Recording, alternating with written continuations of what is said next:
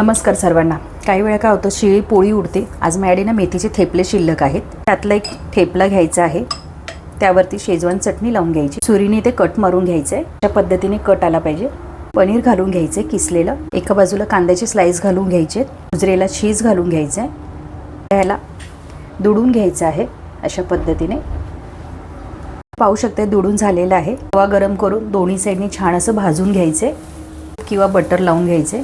बाजूने छान असं भाजून झाले, काढून घेऊयात। अजून एक थेपला घेतलेला आहे, तसंच कट करून घ्यायचं आहे।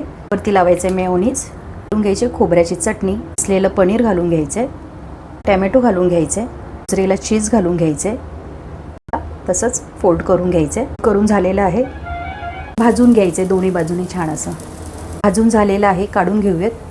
ते आपलं शिळ्या पोळीचं किंवा थेपल्याचं छान असं सँडविच तयार आहे। यामध्ये मी दुसऱ्याही तुम्ही भाज्या घातल्या तरी चालतील। मी इथे चीज आणि पनीरचा जास्त वापर केला। रेसिपी आवडल्यास लाईक, शेअर, सबस्क्राईब